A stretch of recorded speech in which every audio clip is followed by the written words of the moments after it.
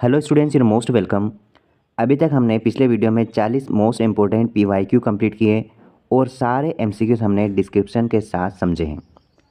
इस वीडियो में हम फिर मोस्ट इम्पोर्टेंट PYQ कंप्लीट कर रहे हैं और ये 20 नहीं रहेंगे, ये लगभग 20 के मल्टीप्लाई आप 4 कर दो, मतलब कि 80 क्वेश्चंस यहाँ पर कंप्लीट हो गए, क्योंकि हम यहाँ पर इसके कुछ और भी एक्स्ट्रा फैक्ट भी देखेंगे, जैसे 4 ऑब्जेक्टिव को भी हम समझने की कोशिश करेंगे। अगर आप ग्रुप 4 की एग्ज़ाम की तैयारी कर रहे हैं या फिर ऐसे किसी भी एग्ज़ाम की तैयारी कर रहे हैं जिसमें कंप्यूटर सब्जेक्ट पूछा जाता है, तो ये सीरीज़ आपके लिए रामबाण साबित होने वाली है। अगर आपने इस वीडियो में प्लेलिस्ट में जाकर कंप्यूटर के फुल लेक्चर्स थ्योरी कंप्लीट नहीं की है तो आप जाओ, आपको वहाँ पर 40 से ज़्यादा वीडियो लेक्चर मिलेंगे, थ्योरी क्लासेस मिलेगी, जिसमें पूरी तरह से इसको बढ़िया तरीके से कंप्यूटर को समझाया गया है। पहला क्वेश्चन है, चतुर्थ पीढ़ी का मुख्य अवयव क्या था? चतुर्थ पीढ़ी का मुख्य अवयव क्या रहा है? चतुर्थ पीढ़ी का मुख्य अवयव था वृहद एकीकरण परिपथ, मतलब ऑप्शन बी। ठीक है, वृहद एकीकरण परिपथ को आप क्या बोलोगे? LSI। LSI इसका फुल फॉर्म बताओ। देखो, इसका फुल फॉर्म होता है लार्ज स्केल इंटीग्रेशन। ठीक है, लार्ज स्केल इंटीग्रेशन सर्किट, वृहद एकीकरण परिपथ का इस्तेमाल किया जाता था चतुर्थ पीढ़ी में। अब आपको सर्च करना है कि पहली, दूसरी, तीसरी और चौथी, इन चारों पीढ़ियों में जो जो यूज़ होता था वो क्या क्या चीज़ यूज़ होती थी, उसको आपको ध्यान में रखना है। और अगर आपको पता है तो कमेंट में आप इसका रिप्लाई ज़रूर दें। इस क्वेश्चन को बढ़िया तरीके से हमने प्रीवियस क्लास में डिस्कस किया था। अब इसके बारे में समझो कि ये जो चतुर्थ पीढ़ी का जो मुख्य अवयव है वृहद एकीकरण परिपथ, ये चतुर्थ पीढ़ी के कंप्यूटरों में यूज़ होता था और इसमें एक ही चिप, इसमें लगभग एक ही चिप होती थी और इस चिप में इतने हज़ारों ट्रांजिस्टर और डायोड शामिल थे जिसमें हम कंप्यूटर को बहुत तेज़ से, स्पीड से, उसके बाद हम बोल सकते हैं स्मॉल साइज में, और उसके बाद हम बोल सकते हैं लो कॉस्ट, मतलब कि बहुत ही सस्ते में, सस्ते दर में हम कंप्यूटरों को बनाते थे, उसको यूज़ करते थे। ये हमारा फ़ायदा होता था। ठीक है, LSI के यूज़ करने से, क्योंकि इससे, इस टेक्निक से कंप्यूटर ज़्यादा तेज़ गति से चलते थे, छोटे होते थे आकार में और सस्ते होते थे, और ये हमें बहुत ही मददगार साबित हुए हैं। ठीक, नेक्स्ट क्वेश्चन देखते हैं। कौन सा डिवाइस, उपकरण हाथ पकड़ और हैंडहेल्ड ऑपरेटिंग प्रणाली का इस्तेमाल करता था? कौन सा डिवाइस, उपकरण हाथ पकड़, हैंडहेल्ड ऑपरेटिंग प्रणाली का इस्तेमाल करता था? ऑप्शन है PDA। Option A is correct answer. अब देखो, PDA का फुल फॉर्म क्या होगा? PDA का फुल फॉर्म होगा personal digital assistant. Personal digital assistant, ये आप फुल फॉर्म ध्यान रखना, मैं आपको शॉर्ट में बता रहा हूँ। ये एक ऐसा उपकरण था जो हाथ में पकड़ ऑपरेटिंग प्रणाली का इस्तेमाल करता था। यही उपकरण व्यक्तिगत जानकारी, जैसे कि आप क्या बोल सकते हैं, आप बोल सकते हैं जैसे कि कैलेंडर या पते की पुस्तक या फिर और उपयोगिताओं के लिए हम डिज़ाइन करते थे, उन चीज़ों के लिए PDA का इस्तेमाल होता था। ये जो PDA है, ये PDA आम तौर पर किसी भी प्रकार के छोटे छोटे या फिर बड़े बड़े पोर्टेबल में कन्वर्ट करके यूज़ करते थे, जो कि अपन उनको हाथ में पकड़कर या उपयोग के योग्य बनाने के लिए उपयुक्त बनाते थे। ठीक है, व्यक्तिगत कंप्यूटर तो आपको मालूम है, जो जनरल हम सामान्य लाइफ में हम इसका यूज़ करते हैं। और लैपटॉप आप भी जानते हैं। मेन फ्रेम के बारे में बताओ, जो हमने प्रीवियस क्लास में डिस्कस किया था MCQs में। मेन फ्रेम कौन सा कंप्यूटर होता है?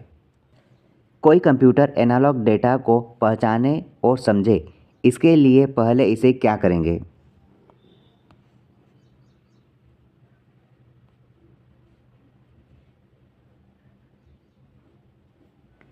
देखो, हमें क्या करना पड़ेगा, हमें डिकोड किया जाना होगा। सबसे पहले कोई भी कंप्यूटर एनालॉग डाटा को पहचाने या फिर इसको समझे, इसके लिए पहले उसको डिकोड करते हैं। मतलब कि जैसे ही कंप्यूटर में जो डेटा जाता है, सबसे पहले वो डिकोड होता है। डिकोड मतलब कि वो कंप्यूटर की लैंग्वेज में कन्वर्ट होगा, बाइनरी फॉर्म में कन्वर्ट होगा, उसको कंप्यूटर समझेगा।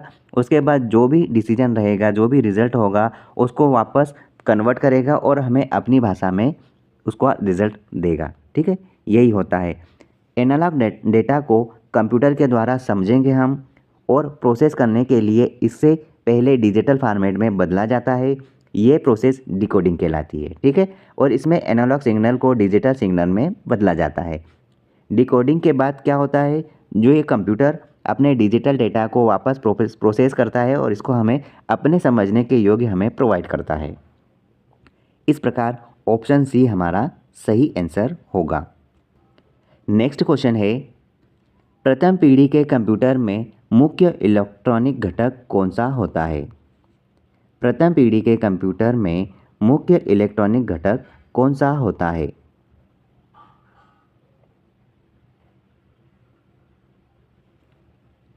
वॉल मतलब निर्वात ट्यूब। इसको हमने बढ़िया तरीके से समझा था। हम जानते हैं कि प्रथम पीढ़ी के कंप्यूटर में निर्वात ट्यूब का इस्तेमाल किया जाता था, ठीक है, पहली पीढ़ी में। अब बताओ दूसरी पीढ़ी में क्या यूज़ होता था? दूसरी पीढ़ी में आप सभी जानते हैं, दूसरी पीढ़ी में ट्रांजिस्टर का इस्तेमाल किया जाता था। उसके बाद माइक्रो प्रोसेसर का इस्तेमाल किया गया। उसके बाद आईसी चिप का इस्तेमाल किया गया और आज के समय में हम एआई का इस्तेमाल कर रहे हैं।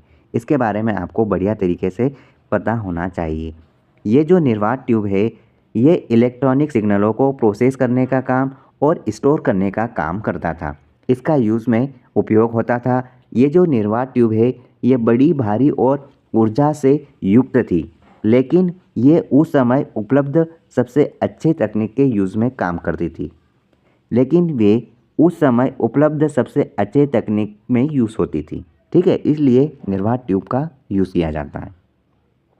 नेक्स्ट क्वेश्चन देखते हैं, अंकीय कंप्यूटर गणनाएं प्रति सेकंड कर सकता है?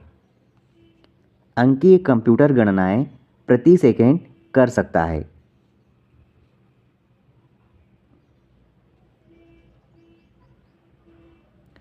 कितने कर सकता है? हज़ारों, सैकड़ों, करोड़ों या गणना नहीं कर सकता है? तो याद रखना, अंकीय कंप्यूटर गणनाएं करोड़ों गणनाएं एक साथ प्रति सेकंड कर सकता है, ठीक है।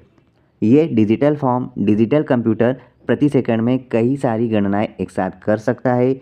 ये कंप्यूटर बाइनरी सिस्टम पर आधारित होते हैं। बाइनरी सिस्टम मतलब कि 0 और 1 इस लैंग्वेज पर आधारित है, जिसको हम क्या बोलते हैं?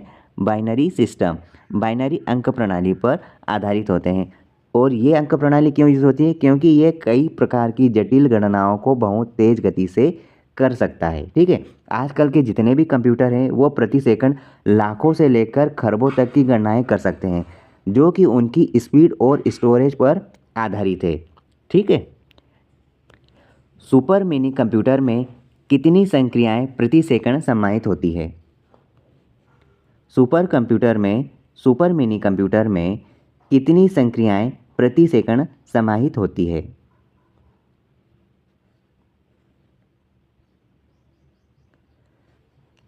3 lakh. Option C is correct. अब देखो, सुपर मिनी कंप्यूटर है, इस मिनी कंप्यूटर में एक प्रकार का मिनी कंप्यूटर शामिल होता है, इसलिए इसको सुपर मिनी कंप्यूटर कहा जाता है, जो कि लगभग मीडियम आकार का कंप्यूटर की तुलना में अधिक शक्तिशाली होता है, ठीक है। ये जो मीडियम आकार के कंप्यूटर होते हैं उनकी तुलना में थोड़ा ज़्यादा शक्तिशाली होता है, क्योंकि है तो ये सुपर कंप्यूटर, ठीक है। ये कंप्यूटर जनरली आम तौर पर जैसे कि बिजनेस में, व्यावसायिक में या फिर आप बोल सकते हैं वैज्ञानिक अनुप्रयोगों में उपयोग किए जाते हैं। ये जो सुपर मिनी कंप्यूटर है, ये प्रति सेकंड लगभग 3 लाख संक्रियाएं एक साथ कर सकता है, इसमें समाहित होती है, जो कि उनके प्रोसेसिंग स्पीड और क्षमता को दर्शाता है। नेक्स्ट क्वेश्चन है, क्वेश्चन कुछ इस प्रकार है, माइक्रो कंप्यूटर में जो नहीं आते हैं उनका नाम बताइए। इस क्वेश्चन को सोल्व करने के लिए हमको ये जानना होगा कि माइक्रो कंप्यूटर में क्या क्या आता है। देखो, माइक्रो कंप्यूटर में गृह कंप्यूटर आता है जो हम घर में यूज़ करते हैं, व्यक्तिगत कंप्यूटर आता है जो हम यूज़ करते हैं, ठीक है, और क्या आता है? लैपटॉप कंप्यूटर आता है जो हम डेली यूज़ कर सकते हैं। ये सारे माइक्रो कंप्यूटर में आता है, लेकिन एटॉमिक कंप्यूटर नहीं आता है, ठीक है, क्योंकि माइक्रो कंप्यूटर एक प्रकार का कंप्यूटर होता है, आप सभी जानते हैं, जो कि एक माइक्रो प्रोसेसर पर आधारित होते हैं। हम किन की बात करें? हम इन तीनों की बात करें, ठीक है। ये माइक्रो प्रोसेसर पर आधारित होते हैं। ये कंप्यूटर आमतौर पर व्यक्तिगत उपयोग के लिए डिज़ाइन किए गए हैं और इनमें विभिन्न प्रकार के अनुप्रयोगों को चलाने की क्षमता होती है। इसलिए माइक्रो कंप्यूटर का हम व्यक्तिगत गृह और लैपटॉप के अनुसार यूज़ कर सकते हैं। अब लेकिन एटॉमिक कंप्यूटर क्या है? देखो, एटॉमिक कंप्यूटर एक प्रकार का कंप्यूटर नहीं है, ये आप याद रखना। एटॉमिक कंप्यूटर एक प्रकार का कंप्यूटर नहीं है, ये माइक्रो कंप्यूटर की श्रेणी में आता नहीं है। ठीक है, एटॉमिक कंप्यूटर का कल्पनात्मक अवधारणा है जो अभी तक विकसित नहीं की गई। ये एक प्रकार की अवधारणा है जो अभी तक विकसित नहीं हुई है। ठीक है, ये किसी प्रकार माइक्रो कंप्यूटर की श्रेणी में नहीं आता है। ठीक है, माइक्रो कंप्यूटर जो नहीं आते हैं वो हमारा राइट आंसर है एटॉमिक कंप्यूटर। ठीक है, नेक्स्ट क्वेश्चन कुछ इस प्रकार है, सर्वप्रथम पंच कार्ड का प्रयोग किसने किया था?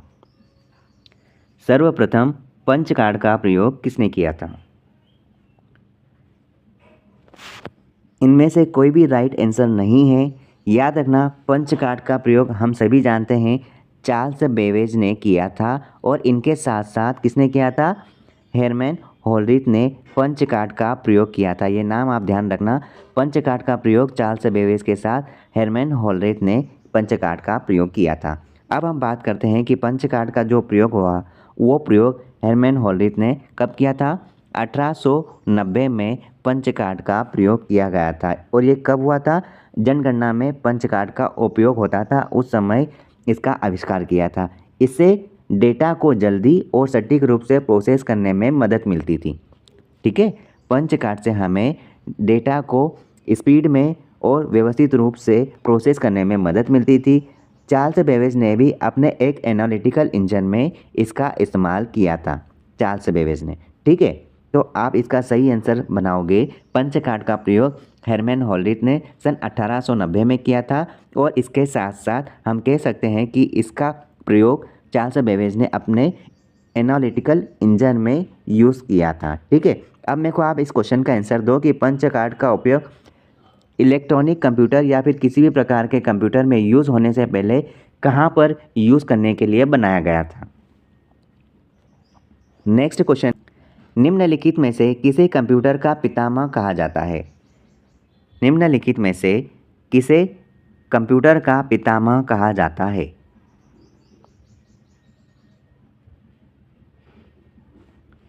राइट आंसर है कि चार्ल्स बेबेज को कंप्यूटर का पितामह कहा जाता है। ठीक है, अब मेरे को बताओ कि हरमन होलरिथ को किसका आविष्कारक माना जाता है? ठीक है, ब्लेज पास्कल को किसका आविष्कारक माना जाता है और जोसेफ जैक्वार्ड को किसका आविष्कारक माना जाता है? आपको ये तीनों प्रश्न को सॉल्व करना है और सर्च करना है। अगर आपको सारे आंसर पता है तो आप कमेंट में लिख सकते हैं, क्योंकि अन्य बच्चे भी आपके कमेंट को रीड करके अपने नॉलेज को बिल्ड कर सकते हैं। अब हम जानते हैं चार्ल्स बेबेज के बारे में। ठीक है, चार्ल्स बेबेज को कंप्यूटर का पितामह कहा जाता है, पहली बात। अब देखो, चार्ल्स बेबेज इन्होंने पहले मैकेनिकल कंप्यूटर या फिर डिफरेंस इंजन या हम कह सकते हैं एनालिटिकल इंजन का डिज़ाइन किया था। ठीक है, चार्ल्स बेबेज ने मैकेनिकल कंप्यूटर बनाया था, उसके बाद डिफरेंस इंजन बनाया था और इसके बाद आप कह सकते हैं कि इन्होंने एनालिटिकल इंजन का आविष्कार किया था। ये सारे चार्ल्स बेबेज ने आविष्कार किए थे। आगे बात करते हैं कि इनके डिज़ाइन में कई आधुनिक कंप्यूटरों की विशेषताएं शामिल थी। जैसे कि हम बोल सकते हैं प्रोसेसिंग स्पीड की बात करें, मेमोरी की बात करें, या फिर आप बात करोगे यहाँ पर इनपुट या आउटपुट डिवाइस की। यहाँ पर ये सारी फैसिलिटी इनके कंप्यूटर में समाई थी। चार्ल्स बेबेज के काम ने हमें यहाँ पर आधुनिक जीवन में एक आधुनिक कंप्यूटर विज्ञान की नींव रखकर हमें कहीं अपने साइंस में आगे बढ़ा दिया। नेक्स्ट क्वेश्चन देखते हैं हम, कंप्यूटर के विकास में सर्वाधिक योगदान किसका है? कंप्यूटर के विकास में सर्वाधिक योगदान किसका है? हमारा राइट आंसर क्या होना चाहिए? ऑप्शन बी, जो अभी हमने देखा, चार्ल्स बेबेज ने सबसे ज़्यादा योगदान दिया। अगर चार्ल्स बेबेज इलेक्ट्रॉनिक इक्विपमेंट नहीं बनाते तो शायद आज के ज़माने में हमारे पास इस प्रकार की बेहतर डिवाइस, बेहतर इलेक्ट्रॉनिक इक्विपमेंट नहीं होता। इस प्रकार की बेहतर डिवाइस, बेहतर इक्विपमेंट नहीं होता। ठीक है, अब देखो चार्ल्स बेबेज के बारे में थोड़ा सा समझ लेते हैं फिर से हम। चार्ल्स बेबेज को कंप्यूटर के विकास में सर्वाधिक योगदान देने वाले व्यक्ति के रूप में हम जानते हैं। ठीक है, कंप्यूटर कब बना था? ये 19वीं शताब्दी में पहले मैकेनिकल कंप्यूटर का आविष्कार हुआ था। ठीक है, मैकेनिकल कंप्यूटर का आविष्कार किसने किया था? चार्ल्स बेबेज ने मैकेनिकल कंप्यूटर का आविष्कार किया था। उसके बाद आप बात करोगे तो डिफरेंस इंजन का आविष्कार किया था। उसके बाद मैंने आपको बताया कि यहाँ पर एनालिटिकल इंजन का भी आविष्कार किया गया था। ये सारे आविष्कार चार्ल्स बेबेज ने किए थे। ठीक है, इनके डिज़ाइन में कहीं भी किसी प्रकार की कोई कमी नहीं थी, जबकि हम ये भी बोल सकते हैं कि इसमें आधुनिक कंप्यूटरों की विशेषताएं शामिल थी, जैसे कि हमने देखा प्रोसेसिंग, स्टोरेज या इनपुट आउटपुट, जिस प्रकार से हम डेटा देते हैं या डेटा प्राप्त करते हैं, सारी फैसिलिटी प्रोवाइड थी। चार्ल्स बेबेज के काम ने हमें कंप्यूटर विज्ञान में एक नई ऊर्जा प्रदान करी और उन्हें इस प्रकार कंप्यूटर का पितामह कहा जाने लगा। नेक्स्ट प्रश्न कुछ इस प्रकार है, प्रथम अंकीय कंप्यूटर के ब्लूप्रिंट के विकास में सर्वाधिक योगदान किनका है? देखिए, प्रथम अंकीय कंप्यूटर के ब्लूप्रिंट के विकास में सबसे ज़्यादा योगदान है चार्ल्स बेबेज का, क्योंकि चार्ल्स बेबेज ने अपने जो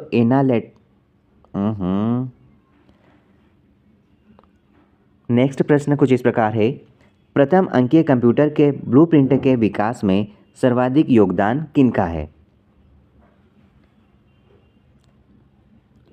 याद रखना, प्रथम अंकीय कंप्यूटर के ब्लूप्रिंट के विकास में सर्वाधिक योगदान है तो वे हैं चार्ल्स बेबेज, क्योंकि चार्ल्स बेबेज ने एनालिटिकल इंजन के ब्लूप्रिंट के विकास में सबसे ज़्यादा योगदान दिया। ब्लूप्रिंट मतलब कि इस डिज़ाइन में सबसे ज़्यादा योगदान चार्ल्स बेबेज का रहा है, क्योंकि एनालिटिकल इंजन में मैकेनिकल कंप्यूटर बनाया था जो गणनाओं को करने और डेटा को स्टोर रखने का काम करता था।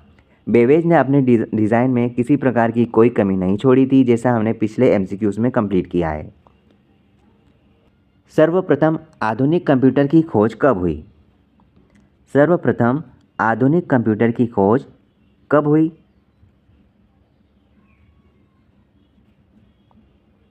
याद रखना, आधुनिक कंप्यूटर की खोज सन 1946 में हो चुकी थी।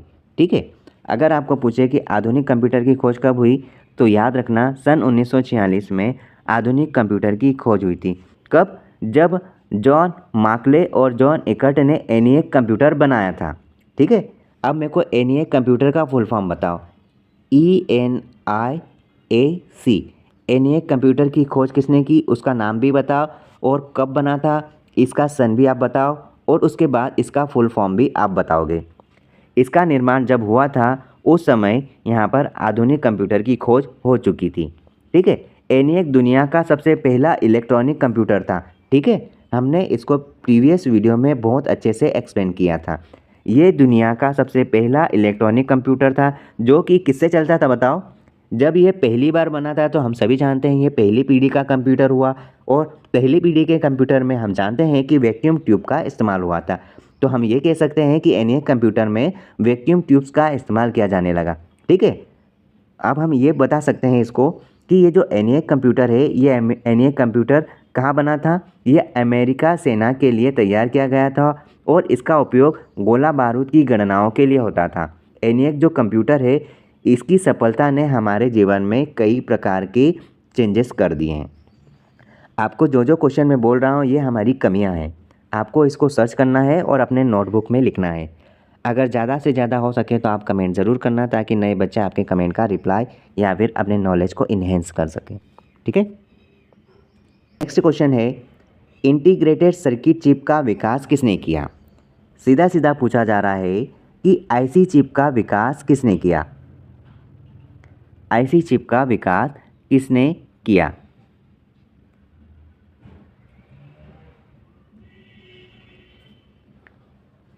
तो हमारा राइट आंसर होगा JS किल्बी ने आईसी चिप का विकास किया। आईसी चिप का फुल फॉर्म क्या है? Integrated circuit chip. इनका विकास JS किल्बी ने किया। अब JS किल्बी ने कब किया? तो ये सन आप ध्यान रखना, JS किल्बी ने आईसी चिप का निर्माण 1958 में किया था। ये डेट आप ध्यान रखना, 1958 में आईसी चिप का विकास हुआ था और इन्होंने टेक्सास इंस्ट्रूमेंट्स में काम करते हुए ये उपलब्धि हासिल की थी, है ना, टेक्सास इंस्ट्रूमेंट्स में। ठीक है, अब हम बात करते हैं कि जेएस किल्बी ने एक महत्वपूर्ण आविष्कार किया था जिन्हें हम आधुनिक इलेक्ट्रॉनिक और कंप्यूटर विज्ञान की नींव के हिसाब से समझ सकते हैं। इंटीग्रेटेड सर्किट चिप आईसी पर किसकी परत होती है?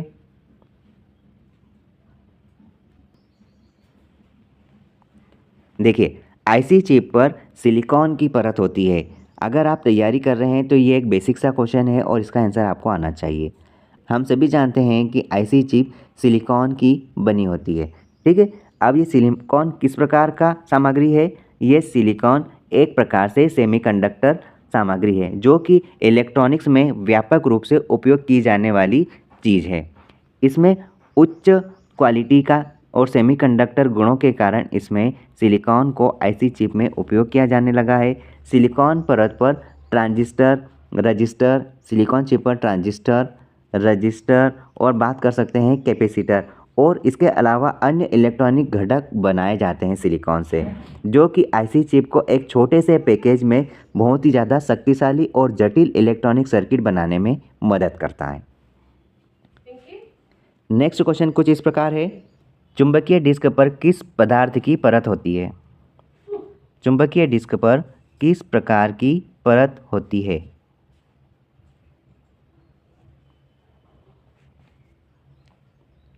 याद रखना, चुंबकीय डिस्क पर आयरन ऑक्साइड की परत होती है। आयरन ऑक्साइड की परत होती है। देखो, यहाँ पर हम बात करेंगे कि आयरन ऑक्साइड एक प्रकार का चुंबकीय पदार्थ है जो कि डेटा को स्टोर करने के लिए यूज़ किया जाता है।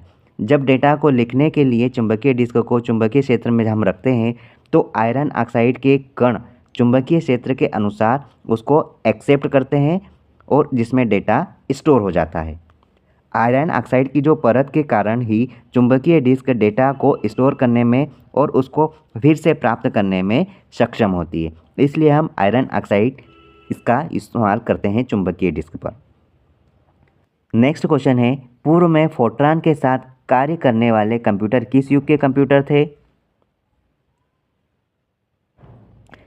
याद रखना, ये फोर्ट्रान के साथ कार्य करने वाले कंप्यूटर दूसरे युग के कंप्यूटर थे, क्योंकि यहाँ पर दूसरी पीढ़ी में वैक्यूम ट्यूब मतलब कि फोर्ट्रान के साथ काम करते थे और इनमें वैक्यूम ट्यूबों का उपयोग करके गणनाएं होती थी। लेकिन इनको दूसरी पीढ़ी में कुछ इस प्रकार से यूज़ करने लगा, जैसे वैक्यूम ट्यूब का इस्तेमाल होने लगा, मैग्नेटिक ड्रम और मैग्नेटिक टेप का इस्तेमाल करने लगे यहाँ पर, और यहाँ पर मशीनी भाषा और असेंबली भाषा का इस्तेमाल प्रोग्रामिंग के लिए करने लगे थे।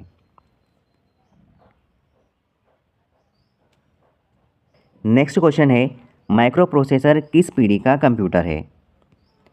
माइक्रो प्रोसेसर किस पीढ़ी का कंप्यूटर है?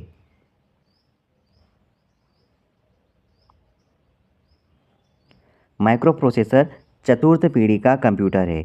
ये सीरीज से आप अच्छे से ध्यान रखना कि पहली सी जनरेशन से पाँचवीं जनरेशन तक क्या क्या यूज़ हुआ, इनके सन क्या थे और इनमें क्या क्या रिप्लेसमेंट हुआ, क्या क्या इम्प्रूवमेंट हुआ। ठीक है, चौथी पीढ़ी की कुछ इस प्रकार विशेषताएं चौथी पीढ़ी की कुछ इस प्रकार विशेषताएं थी, जैसे कि माइक्रो प्रोसेसर का इस्तेमाल होने लगा, उसके बाद इसमें हाई स्पीड और स्टोरेज क्षमता बढ़ गई थी, इनके आकार छोटे होने लगे थे और ऊर्जा की खपत भी कम होने लगी थी, और हम इसको व्यक्तिगत कंप्यूटरों का विकास स्टार्ट होने लगा था। चौथी पीढ़ी लगभग कब की होगी? लगभग 1970 के आसपास इसका बड़े स्तर पर इस्तेमाल होने लगा था। ठीक है, यहाँ से ये पीढ़ी स्टार्ट हो चुकी थी। नेक्स्ट क्वेश्चन है, टेली प्रोसेसिंग तथा टाइम शेयरिंग का प्रयोग किस पीढ़ी के कंप्यूटर में हुआ? टेली प्रोसेसिंग और टाइम शेयरिंग का प्रयोग किस पीढ़ी में हुआ?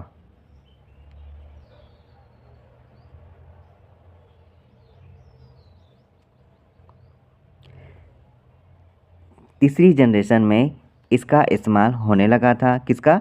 टेली प्रोसेसिंग और टाइम शेयरिंग का इस्तेमाल होने लगा था। टेली प्रोसेसिंग क्या है? टेली प्रोसेसिंग एक प्रकार की टेक्निक है जिसमें दूर स्थानों से कंप्यूटर को नियंत्रित किया जा सकता है। जैसे अभी हम क्या करते हैं, कहीं पर कैमरे लगा देते हैं और हम अपने एक स्थान पर उसको मैनेज करते हैं। इस प्रकार की टेली प्रोसेसिंग होती। जबकि हम टाइम शेयरिंग की बात करें तो ये एक इस प्रकार की टेक्निक है जिसमें हम क्या करेंगे, एक कंप्यूटर को कई उपयोगकर्ताओं द्वारा साझा कर सकते हैं, मतलब कि शेयर कर सकते हैं। और टेली प्रोसेसिंग मतलब कि हम एक जगह बैठकर उसको मॉनिटर कर सकते हैं। ये चीज़ें हमारी तीसरी जनरेशन में भावी रूप से बृहद रूप से इस्तेमाल होने लगी थी। ठीक है। तीसरी पीढ़ी कब से स्टार्ट हुई, तो याद रखना 1960 के दशक में इसका सबसे ज़्यादा इस्तेमाल होने लगा था, शुरू हो गई थी यह पीढ़ी। और इस पीढ़ी के कंप्यूटर में किसका यूज़ होता था, याद रखना इस पीढ़ी में आईसी चिप का इस्तेमाल बहुत ही ज़्यादा तरीके से होने लगा था। इसका उपयोग हुआ जिससे कि पहले की पीढ़ियों की तुलना में यहाँ पर ज़्यादा स्पीड मिली और स्टोरेज क्षमता हमें ज़्यादा प्राप्त होने लगी थी। आज का लास्ट क्वेश्चन है, गणना संयंत्र अबेकस का आविष्कार किस देश में हुआ था। गणना संयंत्र अबेकस का आविष्कार किस देश में हुआ था।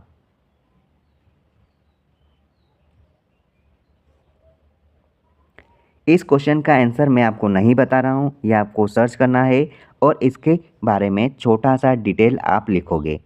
ठीक है, चलिए मिलते हैं।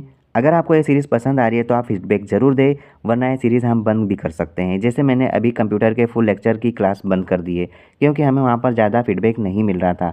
अगर ये आपको बेनिफिट दे रही है तो आप इसमें कमेंट में ज़रूर लिखें कि ये वीडियो आपको पसंद आ रहा है। ठीक है।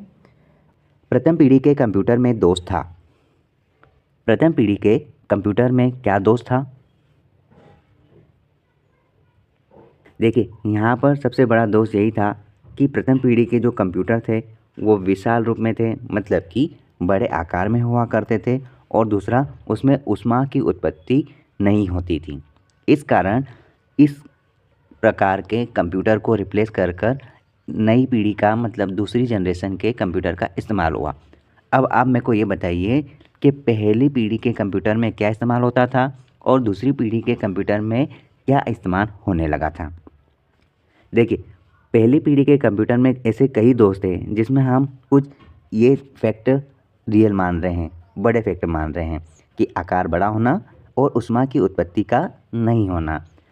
प्रथम पीढ़ी के जो कंप्यूटर वो बहुत बड़े थे और भारी हुआ करते थे और उनके संचालन में कई सारे मुश्किल पैदा होती थी, रखरखाव में भी प्रॉब्लम्स आती थी। दूसरा पॉइंट ये है कि ऊष्मा की उत्पत्ति में भी हमें समस्या होती थी क्योंकि उसमें ऊष्मा की उत्पत्ति नहीं होती थी। यहाँ पर ऊष्मा कंप्यूटर के घटकों को नुकसान पहुँचा सकता था और कंप्यूटर को धीमा बनाता था। इसी कारण यहाँ पर ये मुख्य दोष पाए गए हैं। और भी अगर बात करें तो स्पीड का कम होना, जो पहली जनरेशन के कंप्यूटर होते थे वो धीरे चलते थे आज की जनरेशन के कंपैरिजन में, और उनमें गणनाओं को करने की बहुत ही समय लगता था। और हम ये बोल सकते हैं कि ऊष्मा की खपत बहुत ज़्यादा होती थी और उन्हें चलाने के लिए हमको बहुत महंगा प्रोजेक्ट लेना पड़ता था। ठीक है, इसलिए हम कह सकते हैं कि प्रथम पीढ़ी के कंप्यूटर को रिप्लेस करके हमने सेकेंड जनरेशन दूसरी पीढ़ी के कंप्यूटरों को यूज़ करना प्रारंभ किया।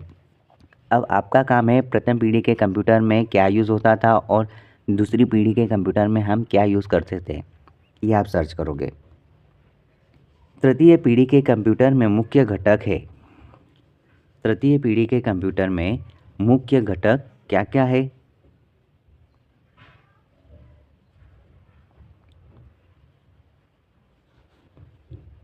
देखिए, तृतीय पीढ़ी के कंप्यूटर में मुख्य घटक है आईसी चिप। आईसी चिप बोले तो इंटीग्रेटेड सर्किट, इसका इस्तेमाल होने लगा था। अब ये आप बताइए कि ये किस पीढ़ी में यूज़ होता था और आईसी जो चिप थी, इस चिप ने किसे रिप्लेस कर कर यूज़ करने में सक्षम बनाया। देखिए, तीसरी पीढ़ी में इसका यूज़ होने लगा था जिसको हम आईसी चिप, आईसी सर्किट बोलते हैं। ये आईसी एक छोटा सा चिप होता था जिसमें कई सारे इलेक्ट्रॉनिक घटक जैसे कि ट्रांजिस्टर्स, रजिस्टर्स और कैपेसिटर्स शामिल हुआ करते थे। ठीक है, और आईसी चिप के उपयोग में हम तृतीय पीढ़ी में कंप्यूटर को कई अच्छे सुधार के रूप में ले गए, जिसमें कुछ क्वालिटियाँ इस प्रकार थी। पहली बात तो हम करेंगे कि हमें यहाँ पर उच्च स्पीड मिली है, मतलब कि हमें यहाँ पर कंप्यूटर को यूज़ करने के लिए गति में बढ़ोतरी मिली। दूसरी बात हम करेंगे कि इसका आकार आईसी चिप के कारण छोटा हो गया। पहले बड़ा बड़ा जैसे कि बड़े बड़े हॉल रहते थे या फिर एक कैंपस के बराबर इसकी मशीनें हुआ करती थी। आईसी चिप के यूज़ से ये कंप्यूटर के आकार में कमी आई, मतलब छोटे छोटे कंप्यूटर बनने लगे थे। यहाँ पर कम ऊर्जा खपत होने लगी थी, ठीक है, जिसमें ऊर्जा की खपत में बहुत अच्छी कमी आई थी, भारी मात्रा में कमी आई थी। और ये ज़्यादा विश्वसनीयता के साथ काम करने लगे थे, जिससे कि हमारा जो भी माइंडसेट था, स्टोरेज कैपेसिटी थी, ये सारी चीज़ों को ये वेरीफाई कर रहा था। आईसी चिप तृतीय जनरेशन में आता है, ठीक है। नेक्स्ट क्वेश्चन देखते हैं। सुपर चिप का प्रयोग मिनी कंप्यूटरों में लगाने से वह सुपर मिनी कंप्यूटर बन जाता है। सुपर चिप का प्रयोग मिनी कंप्यूटर में लगाने से वह सुपर कंप्यूटर बन जाता है। बताइए हम किसकी बात कर रहे हैं? हम बात कर रहे हैं 80386 की, ठीक है। ये एक सुपर चिप हुआ करता, इसका यूज़ हम मिनी कंप्यूटरों में लगाने से वह सुपर मिनी कंप्यूटर बन जाता था। 80386 ये एक प्रकार का 32 बिट माइक्रो प्रोसेसर है। 32 बिट माइक्रो प्रोसेसर है, ठीक है, जो कि इंटेल के द्वारा, किसके द्वारा? इंटेल के द्वारा विकसित किया गया था। इसकी क्या क्या क्वालिटीज़ होगी? तो याद रखना 80386 में निम्न प्रकार की क्वालिटियाँ हो सकती है, जैसे कि ये 32 बिट आर्किटेक्चर था, उसके बाद इसमें हाई स्पीड थी और इसमें स्टोरेज कैपेसिटी अच्छी होती थी, और ये मतलब कि विस्तृत मेमोरी समर्थन का यूज़ करता था, और इसमें स्टोरेज मेमोरी अच्छी होती थी, और बोल सकते हैं इसमें ग्राफिक्स और मल्टीमीडिया जैसे अच्छे फीचर्स हुआ करते थे। 80386 जो है, इसका यूज़ हम मिनी कंप्यूटरों में लगाने से सुपर मिनी कंप्यूटर बनाने में किया जाता था, जो कि इस प्रकार की हाई स्पीड और स्टोरेज कैपेसिटी के साथ कई प्रकार के चीज़ों को चलाने में ये सक्षम होता था। टेलीविज़न के आकार का कंप्यूटर निम्नलिखित में से कौन होता है? टेलीविज़न के आकार का कंप्यूटर निम्नलिखित में से कौन होता है?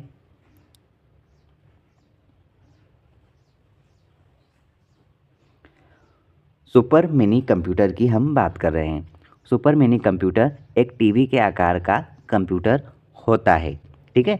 ये सुपर मिनी कंप्यूटर एक प्रकार का कंप्यूटर है जो कि आकार में टीवी के जैसा दिखता है। सुपर मिनी कंप्यूटर की हम बात कर रहे हैं। ये कंप्यूटर मिनी कंप्यूटरों की तुलना में ज़्यादा शक्तिशाली और ज़्यादा क्षमता वाला होता है। लेकिन हम एक बात और बता दें कि मेन फ्रेम कंप्यूटरों की तुलना में ये थोड़ा छोटा और कम महंगा होता है। अब इसकी क्या क्या विशेषता है, तो आप ध्यान रखना, इसका आकार मीडियम था और वज़न भी ठीक ठाक था, और ये लगभग हाई स्पीड का और स्टोरेज कैपेसिटी वाला होता है, और इसमें स्टोरेज क्षमता और मेमोरी काफ़ी अच्छी होती है, और इसमें ग्राफिक्स या फिर मल्टीमीडिया की जो भी फैसिलिटीज़ है वो भी इसमें बढ़िया होते थे। सुपर मिनी कंप्यूटर ये कई प्रकार के उपयोग के योग्य था, जैसे कि व्यवसाय में, या फिर आप बोल सकते हैं कि शिक्षा में, और किसी भी प्रकार के अनुसंधान में इसका इस्तेमाल बढ़िया तरीके से किया जाता है। माइक्रो कंप्यूटर की क्षमता प्रति सेकंड होती है। माइक्रो कंप्यूटर की क्षमता प्रति सेकंड होती है।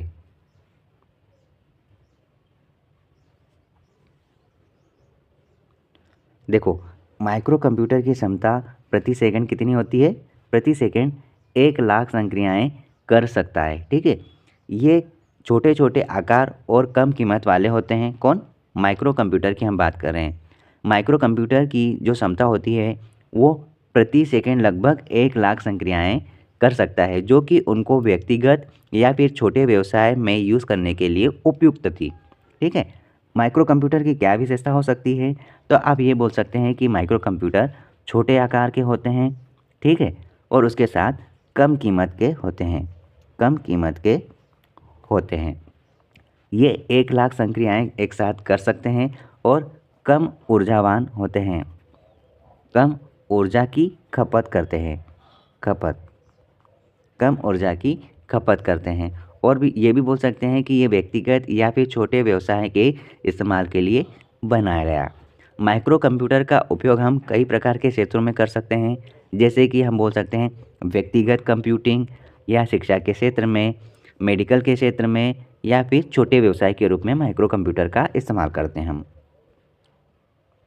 IMAC एक प्रकार का क्या है? IMAC एक प्रकार का क्या है?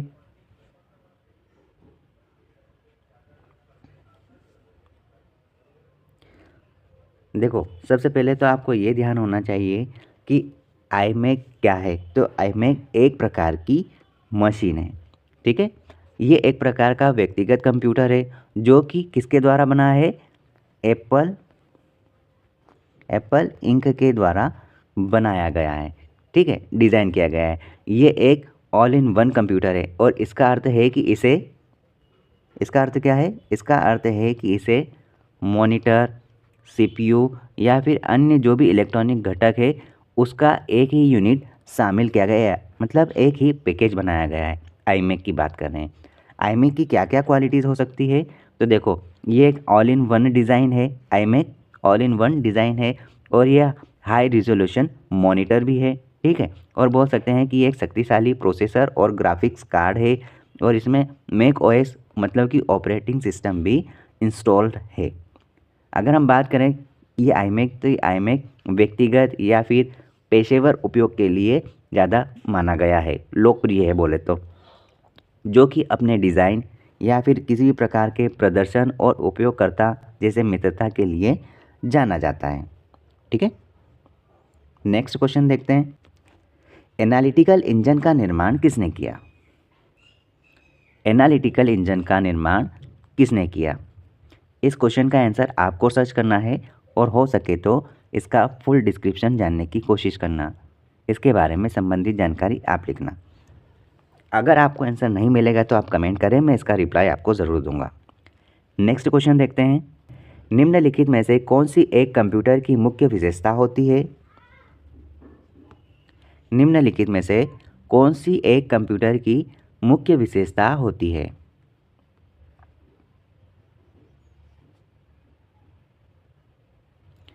सबसे अच्छी और मेन विशेषता होती है स्पीड, ठीक है।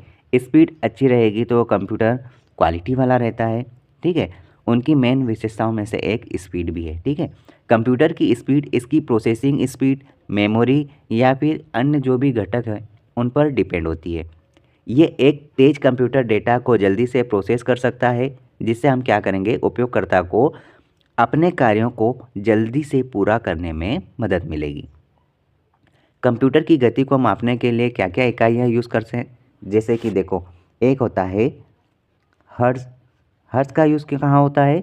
ये इकाई कंप्यूटर की प्रोसेसिंग स्पीड के लिए यूज़ किया जाता है। ये आप ध्यान रखना, ये काफ़ी बार एग्ज़ाम में पूछा जाता है। अभी हाल ही में अपने UGC नेट और सेट एग्ज़ाम में ये पूछा गया है कि हर्ट्ज़ किस में नापा जाता है, मतलब किस कार्य में इसका इस्तेमाल होता है। तो याद रखना, ये हर्ट्ज़, ये इकाई कंप्यूटर की प्रोसेसिंग स्पीड के लिए इस्तेमाल होता है। और दूसरा है गीगाहर्ट्ज़। गीगाहर्ट्ज़ कहाँ यूज़ होता है? ये कंप्यूटर की प्रोसेसिंग स्पीड को मापती है, जो कि हर्ट्ज़ की तुलना में ज़्यादा सटीक होता है गीगाहर्ट्ज़, ठीक है। और तीसरा आप ये भी समझना कि बाइट्स प्रति सेकेंड मतलब कि BPS, एक होता है BPS। ये जो BPS है, ये इकाई कंप्यूटर की डेटा ट्रांसफ़र स्पीड को मापता है, ठीक है। डेटा ट्रांसफ़र स्पीड को मापता है। ये क्रे क्या है?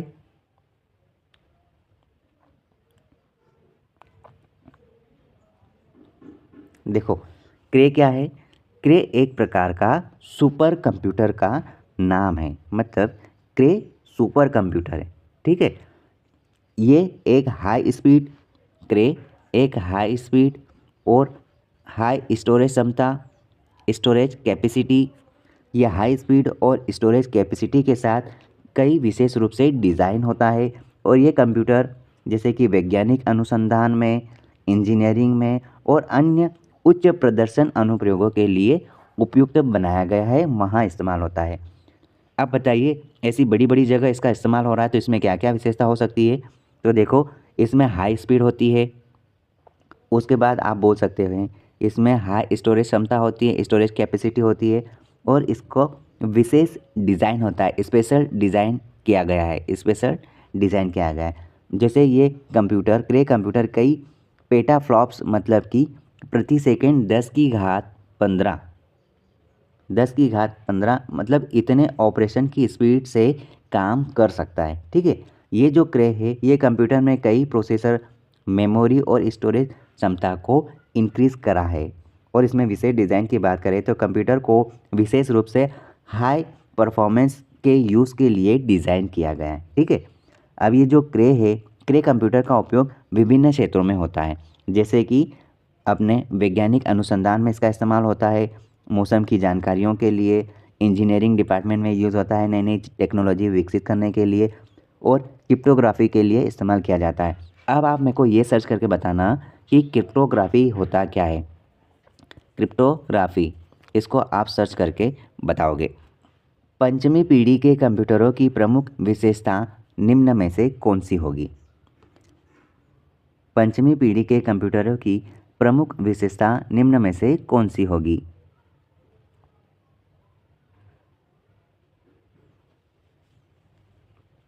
देखो, राइट आंसर है पांचवी पीढ़ी के कंप्यूटरों की प्रमुख विशेषता है कृत्रिम बुद्धि। ठीक है, ऑप्शन सी करेक्ट आंसर है। देखो, कृत्रिम बुद्धि के कुछ मुख्य पहलू क्या है? देखो, सबसे पहले है मशीन लर्निंग, मशीन लर्निंग। ठीक है, दूसरा आप बोल सकते हैं natural language processing, natural language processing. और तीसरा बोल सकते हैं आप कंप्यूटर जो दृश्य होता है डेटा को समझने और व्याख्या करने में सक्षम। मतलब हम कुल मिला के किसकी बात करें, अब आपको समझ में आएगा।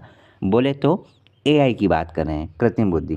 ठीक है, पांचवी पीढ़ी के कंप्यूटरों की प्रमुख विशेषता आर्टिफिशियल इंटेलिजेंस है। ये पीढ़ी के कंप्यूटर मानव बुद्धिमत्ता की तरह सोचने, समझने, सीखने और निर्णय लेने में सक्षम होते हैं।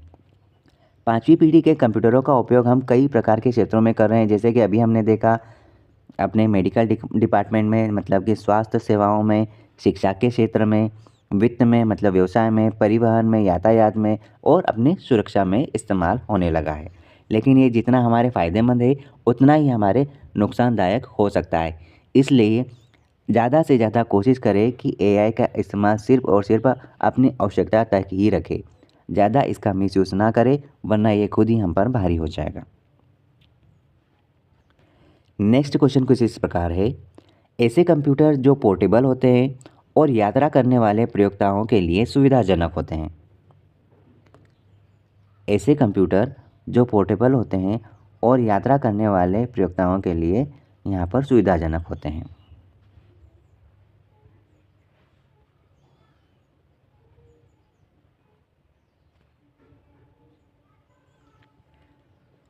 और वो है लैपटॉप। अब लैपटॉप एक प्रकार का पोर्टेबल कंप्यूटर है, ये आप जानते हैं। ठीक है, जो कि हम यात्रा करने वाले प्रयोक्ताओं के लिए सुविधाजनक होता है।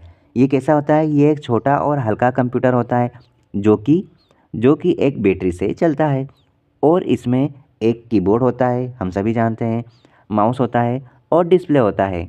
अब लैपटॉप की थोड़ी बहुत जानकारी ये हो सकती है कि ये पोर्टेबल और हल्का होता है। ठीक है, ये बैटरी से चलने वाला होता है, इसमें कीबोर्ड भी होता है, माउस पैड होता है जो हम उंगली से चला सकते हैं, और डिस्प्ले के साथ होता है। वायरलेस इंटरनेट कनेक्टिविटी फैसिलिटी है इसमें, और कई प्रकार के सॉफ्टवेयर जो यूज़ करने के लिए सक्षम होते हैं, वो सारी चीज़ें इंक्लूड होती है। लैपटॉप का उपयोग हम कई सारे क्षेत्रों में कर रहे हैं, जैसे हमने अभी देखा था, फिर से हम वही बात करेंगे। एजुकेशन में, ट्रेवल में, डेली यूज़ में, इंटरटेन में, और अपने उसके साथ साथ मेडिकल डिपार्टमेंट में, कई सारे संगठनों में यूज़ होता है, व्यवसाय में यूज़ होता है। इन सारी चीज़ों में आज के समय में कंप्यूटर का बृहद रूप से इस्तेमाल हो रहा है। कंप्यूटर के आईसी चिप के उत्पादन हेतु निम्नलिखित में किसकी आवश्यकता होती है? कंप्यूटर के आईसी चिप के उत्पादन हेतु निम्नलिखित में से किसकी आवश्यकता होती है?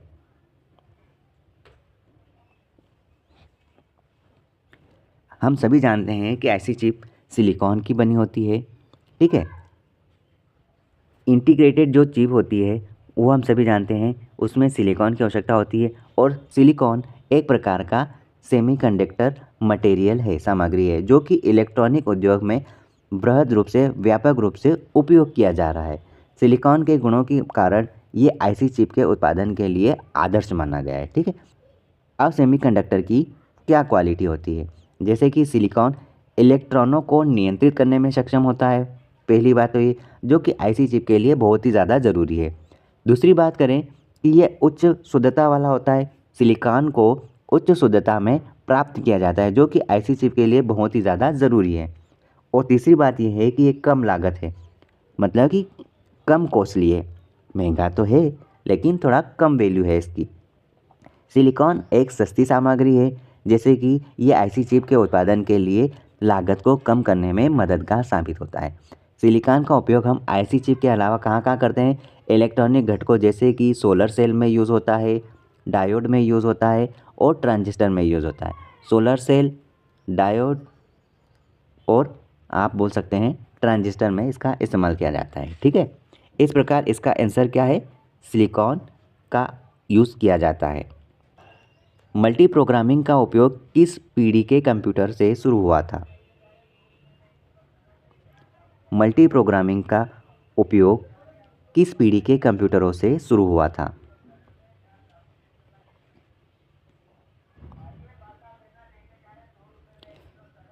देखो, पहली पीढ़ी में तो वैक्यूम ट्यूब थे, दूसरी पीढ़ी में ट्रांजिस्टर थे, तीसरी पीढ़ी में क्या थे, माइक्रो प्रोसेसर, और चौथी पीढ़ी में आईसी चिप आ चुकी थी। ठीक है, और पांचवी पीढ़ी में आप सभी जानते हैं एआई का यूज़ हो रहा है, यूएलएसआई का यूज़ हो रहा है। ठीक है, तो हम ये बात करेंगे कि मल्टी प्रोग्रामिंग कब हुई थी, जब माइक्रो प्रोसेसर आया था, उसमें कई सारी प्रोग्रामिंग एक साथ की जा सकती थी। तो हम कहेंगे इसका राइट आंसर क्या होगा, इसका राइट आंसर क्या होगा, हमारा राइट आंसर होगा तीसरी पीढ़ी, तृतीय जनरेशन। ठीक है, तीसरी पीढ़ी के कंप्यूटरों में से एक प्रमुख विशेषता मल्टी प्रोग्रामिंग रही है। ये टेक्निक कंप्यूटर को एक ही समय में कई सारे कार्यों को एक साथ करने की अनुमति देता था, जिससे कि कंप्यूटर की जो क्षमता थी और जो दक्षता थी उसमें अच्छे प्रकार से वृद्धि हुई है। जो तीसरी जनरेशन के कंप्यूटर है उनमें मल्टी प्रोग्रामिंग की शुरुआत कब हुई थी, लगभग 1960 के दशक में ये चीज़ें स्टार्ट हो गई थी। ठीक है, ऑपरेटिंग सिस्टम विकसित करना शुरू हो गए थे जो कि मल्टी प्रोग्रामिंग को समर्थन देते थे। मल्टी प्रोग्रामिंग से हमें क्या क्या लाभ हुए, देखो मल्टी प्रोग्रामिंग से हमें कई सारे लाभ हुए, जैसे कि कंप्यूटर की क्षमता में वृद्धि हो गई, उसके बाद आप देखोगे इसकी दक्षता में भी वृद्धि हो गई, और फिर आप कह सकते हैं कि कई कार्यों को एक ही समय में करने में हमको मदद मिली है, मतलब कि समय की बचत हुई है हमें यहाँ पर। और हम ये भी बोल सकते हैं कि कंप्यूटर के संसाधनों का बेहतर उपयोग हुआ है। ठीक है, इस प्रकार की चीज़ों का हमें यहाँ पे फ़ायदा हुआ है। ठीक है, नेक्स्ट क्वेश्चन देखते हैं। मेन फ्रेम कंप्यूटर के लिए मल्टिक्स ऑपरेटिंग सिस्टम कहाँ बनाया गया है? मेन फ्रेम कंप्यूटर के लिए मल्टिक्स ऑपरेटिंग सिस्टम कहाँ बनाया गया है?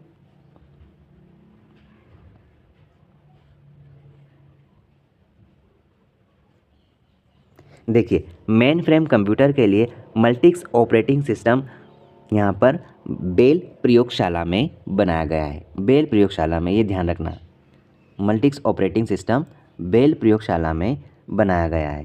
ठीक है, अब देखो ये एक ऑपरेटिंग सिस्टम है जो कि मेन फ्रेम कंप्यूटरों के लिए डिज़ाइन किया है। ये ऑपरेटिंग सिस्टम कब बना था?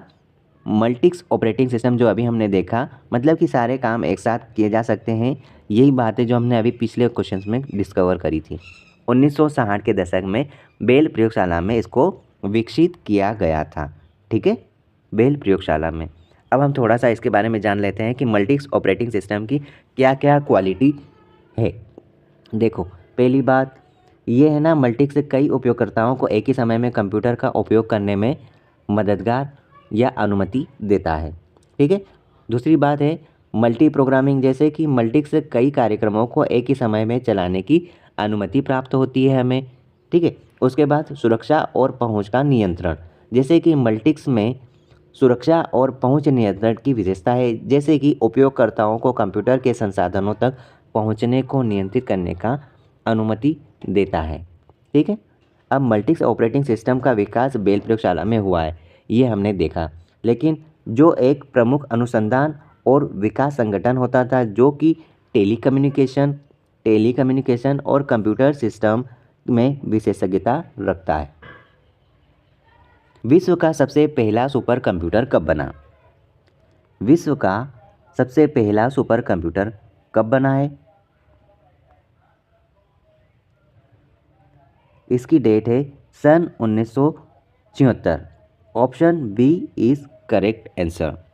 ऑप्शन बी, विश्व का सबसे पहला सुपर कंप्यूटर बना है सन 1976 में। ठीक है, ये डेट आप ध्यान रखना, ये सन आप ध्यान रखना। देखो, विश्व का सबसे पहला सुपर कंप्यूटर क्या था?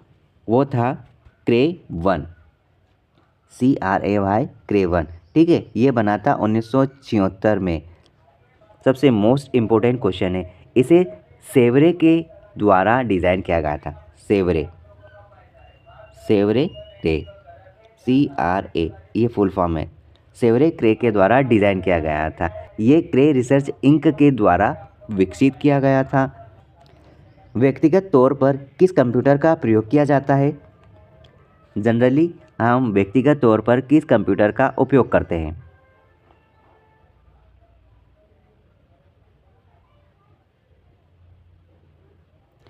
याद रखना, हम व्यक्तिगत माइक्रो कंप्यूटर का इस्तेमाल करते हैं। Option C is right answer. देखो, माइक्रो कंप्यूटर एक प्रकार का कंप्यूटर है जो व्यक्तिगत तौर पर हम इस्तेमाल करते हैं। ठीक है, ये एक छोटा सस्ता कंप्यूटर होता है जो कि हम इसको कई सारी डिज़ाइन के लिए यूज़ में लाते हैं। माइक्रो कंप्यूटर की क्या क्या विशेषता है? जैसे कि छोटा आकार होना, दूसरा सस्ती कीमत, तीसरा व्यक्तिगत उपयोग के लिए सक्षम है ये। ठीक है, ऑपरेटिंग सिस्टम जैसे विंडोज़ या मैक ओएस का समर्थन करता है ये, और इसमें विभिन्न प्रकार के सॉफ्टवेयर और डेली यूज़ के लिए सक्षम है। ठीक है, माइक्रो कंप्यूटर का उपयोग हम कई सारे डिपार्टमेंट में यूज़ कर सकते हैं। जैसे कि हम बोल सकते हैं व्यक्तिगत कार्य में कर सकते हैं इसका यूज़। दूसरा, हम शिक्षा के क्षेत्र में कर सकते हैं, मनोरंजन में कर सकते हैं, संचार में, कम्युनिकेशन में, बिजनेस में कर सकते हैं। और ये माइक्रो कंप्यूटर कई उदाहरणों में शामिल होता है, जैसे कि हम बोल सकते हैं डेस्कटॉप कंप्यूटर, लैपटॉप, टैबलेट, और हम बोल सकते हैं स्मार्टफोन में भी इसका व्यवस्थित तरीके से यूज़ हो रहा है। नेक्स्ट क्वेश्चन देखते हैं। देखिए, निम्नलिखित में से कंप्यूटर का जनक किसे कहा जाता है? देखिए, इस प्रश्न का आंसर तो मैं आपको नहीं बताऊंगा, लेकिन मैं आपको इसका थोड़ा सा डिस्क्रिप्शन ज़रूर बताना चाहूँगा कि जिन्हें भी कंप्यूटर का जनक कहा जाता है, उन्होंने कंप्यूटर को सन 1837 में एनालिटिकल इंजन का निर्माण किया था। एनालिटिकल इंजन का निर्माण किया था, ठीक है, डिज़ाइन किया था, जो कि एक यांत्रिक कंप्यूटर था जो गणितीय गणनाओं के लिए सक्षम था। ठीक है, ये आविष्कार भी उन्होंने किया जिन्होंने कंप्यूटर को बनाया था। ठीक है, अब यहाँ पर आप इस क्वेश्चन का आंसर देना। जब आप में से कोई भी बच्चा इस क्वेश्चन का आंसर देगा तो मैं आपको इसका डिस्क्रिप्शन प्रदान करूँगा। नेक्स्ट क्वेश्चन, भारत में निर्मित प्रथम कंप्यूटर का क्या नाम है? राम, अशोक, सिद्धार्थ या आर्यभट्ट? देखो, इस ऑप्शन के अकॉर्डिंग भारत में निर्मित प्रथम कंप्यूटर का नाम है और वो नाम है Aryabhata. Option A is right answer. देखो, भारत में निर्मित प्रथम कंप्यूटर का नाम आर्यभट्ट रखा गया है और ये कंप्यूटर 1970 के दशक में बना था। ठीक है, जो कि भारतीय वैज्ञानिकों के द्वारा विकसित किया गया था। आर्यभट्ट कंप्यूटर का नाम महान भारतीय गणितज्ञ खगोल शास्त्री आर्यभट्ट के नाम पे रखा गया था। ठीक है, ये कंप्यूटर भारतीय अनुसंधान और विकास की एक महत्वपूर्ण उपलब्धि रही है। आर्यभट्ट कंप्यूटर की क्या क्या विशेषता थी? ये एक मुख्य फ्रेम कंप्यूटर हुआ करता था और इसमें 32 बिट आर्किटेक्चर था। ये कंप्यूटर कई विभिन्न वैज्ञानिकों और इंजीनियरिंग डिपार्टमेंट के लिए उपयुक्त बना था।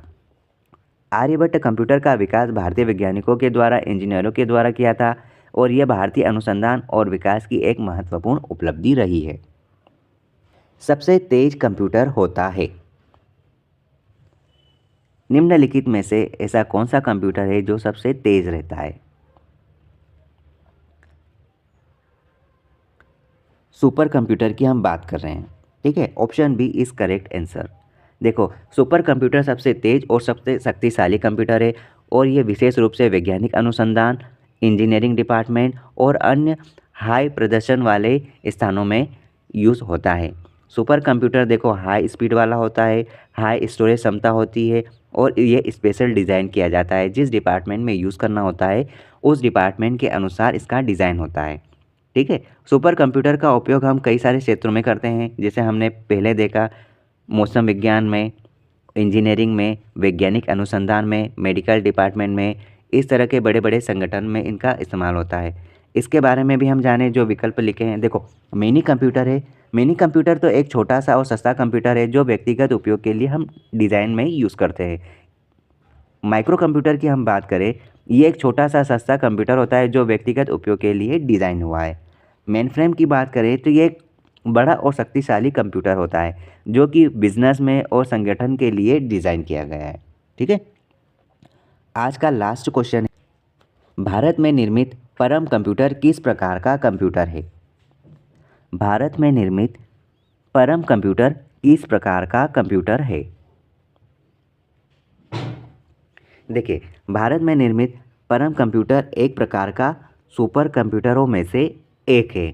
देखो, परम कंप्यूटर भारत में निर्मित एक सुपर कंप्यूटर है और ये कब बना था? परम कंप्यूटर सुपर कंप्यूटर 1998 में भारतीय वैज्ञानिकों के द्वारा बनाया गया है।